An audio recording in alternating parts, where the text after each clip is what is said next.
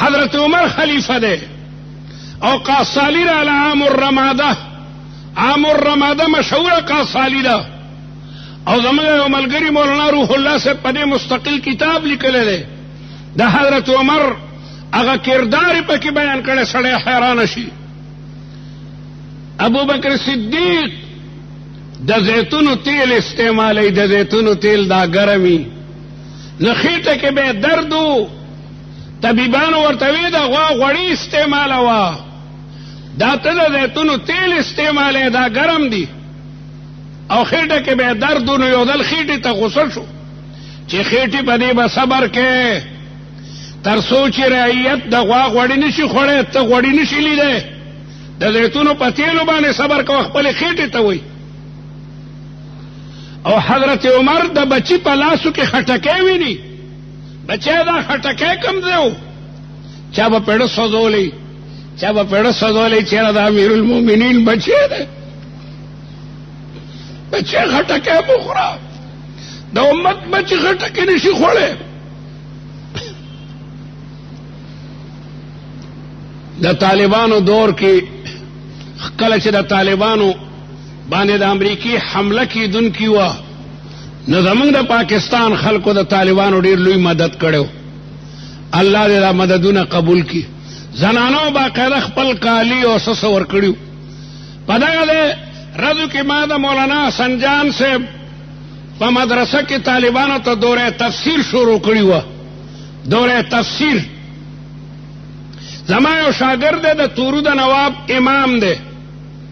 هغه ما تراغه جی نواب صاحب هم څه چنده ورکوي، خو مې راړی د افغانستان کونسل خانې کې ورکوي، نه جي ستا په لاسو باندې ورکوي، ستا په لاسو. ما وی یو بجه به زه د سبق نه فارغه شم، سبا ته راشئ، څه چې وي هغه راړئ او زه به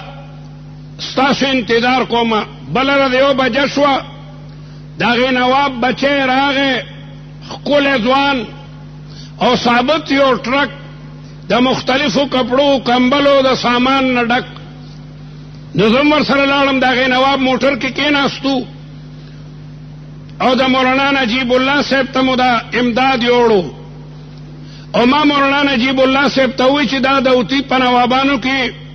ډېر نیک نواب دی، نوجوان هلک دی، خو طالبانو سره ډېره لویه جذبه ده. هغه ټرک چې خدای خبر د څومره لکو کمبلې او جامې او د دنیا څیزونه پکې وو، او 80,000 روپۍ ورته نغدې ورکړې. هغې نوجوان ورته وایي که زما وینه پکاري نو زما وینه مغشتی شي بیمارانو دپاره، او زه به نور امداد هم وکړم. مولانا نجیب الله بیا د امیر المؤمنین څه خبرې شروع کړي.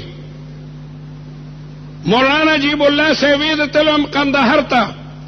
د امیر المؤمنین نه په بعضې کاغذونو باندې څه دستخطونه اخیستلو، لیکن امیر المؤمنین دنه څه مشوره کوله، زه بهر ناستم. مولانا نجیب الله صاحب ژوندی دی. مولانا نجیب الله قصه کوي چې د خوراک وخت شو نو بینډۍ رالی، او بینډۍ دغسې پخ شوې اوبو کې، وی زما نه تېرېدې، بینډۍ زما تېرېدې نه، خوړه کې مې شیطان یو وسوسه راوسته چې ښه دننه به امیر المؤمنین لګیا دی غوښې خوري، زه د پېښور نه مېلمه راغلی یم، هغه بینډۍ هم دغسې تېرېږي مې نه. قدرت ته منظوره وه. ما ته یې دننه اواز وکړو چې راشه په کاغذونو مې درته دستخط وکړو، ورالم جوړ ته مې ورسره وکړو، تپوس یې رانه وکړو څه حال دی. وی هلته ناستم چې مکه بینډۍ امیر المؤمنین ته م رالی، هغه سره چې کوم د شورا خلک هغوی ته ما بینډۍ رالی. داسې خلک بادشاهي کولی شي چې کوم خوراک امت خوري هغه خوراک بادشاه هم خوري. امام عادل دې ته ویله کېدی شي، دغې ته امام عادل وایي. حضرت عمر رضی الله تعالی عنہ به د شپې باقاعده په خپله مدینه منوره کې ګرځېدو چې چېرته څوک غلا ونه کړي یا چېرته یو مسافر هوږی پاتې نه شي. یو شپه حضرت عمر رضی الله تعالی عنہ د مدینې نه بهر رڼا صحیح کا، هلکه دا رڼا د څه ده غلام ورسره دی، ورال لالته او بیبی دا او ماشومان جاړي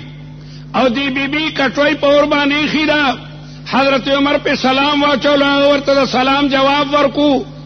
او به ورته خوري دا دلته تسکه غمجن خلا او ملما په خپل لار ده بس سارنه خلا بیت دار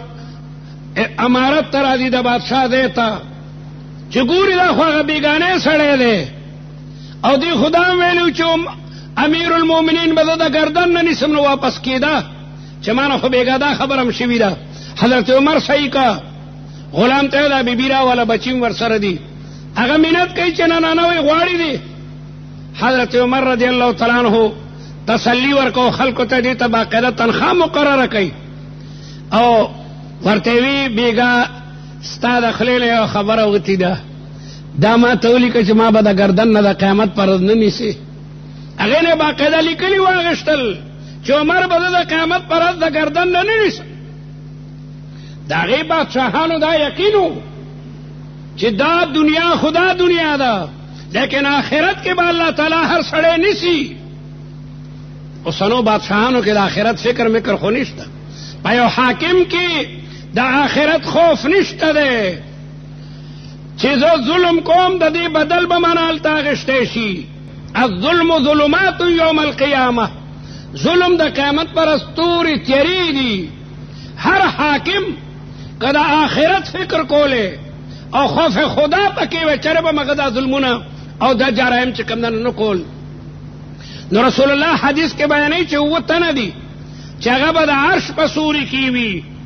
او یوم لا ذل الا ذله پاغی کډم بنه سړی الامام العادل امام عادل عمر ابن عبد العزيز امام عادل سلطان صلاح الدین ایوبی امام عادل عالمگیر رحمت اللہ علیہ امام عادل محمود غزنوی امام عادل دا عادل بادشاہ